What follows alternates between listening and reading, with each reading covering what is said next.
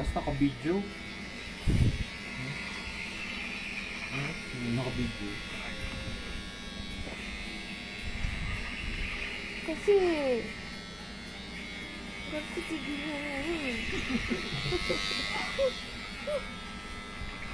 Hindi pantay oh. Tumakas oh. Kasi nagkakalat kayo dyan eh. Hindi yung kaso eh. Ano Dahil huwag sinasabi kang mo? magulo. Ano sinasabi mo? Mataas oh. Hindi naman kasi dapat hinawakan yung... Hindi mo dapat dinadaganan yung buhok.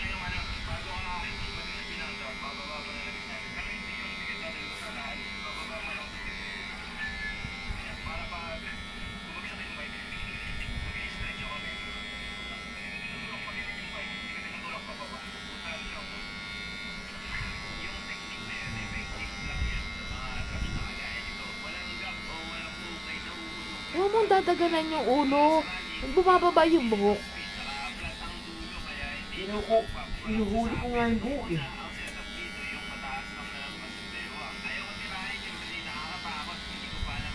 Putak na. Yung pinakamababa, wala namang danger. Kaya kahit magkamali, sobrang tindi nung pwedeng mangyari. Tapos may medium pa. Bali, progression ng diskarte para sa ibang pag-aaral natin. Para namang engot yung gupit na yan, oh. Kaya hindi pa masyado ka naman. Tapos gupitan kita, ha? Barbers ako pa. Oo nga ba? Barbers ba? Ano to? Hindi, bawasan natin kung...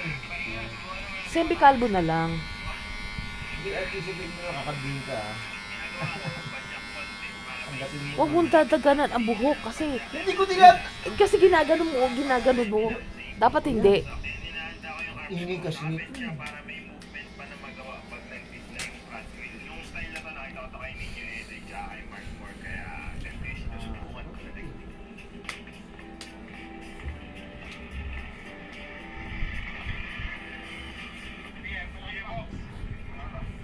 Ako dyan pahinipan. Pupunta yung mga buhok sa kama. Hindi naman tal huwag mo na ano. Kuku. Pakita mo kung gano'n kataas. Sige, di ano tayo. May 1.6 mo na po ako. Kung magkakayaman dito, ganyan lang mo. Takpan ako. Eto. Alam niyo, aabutin kayo ng alas 10 dyan. Ang bagal-bagal kumilos ang barbero. Tingnan mo, dyan mo pa binapagpag sa kama yung buhok. Ha? Tapos nakapaba yung ganun. Nasisira eh.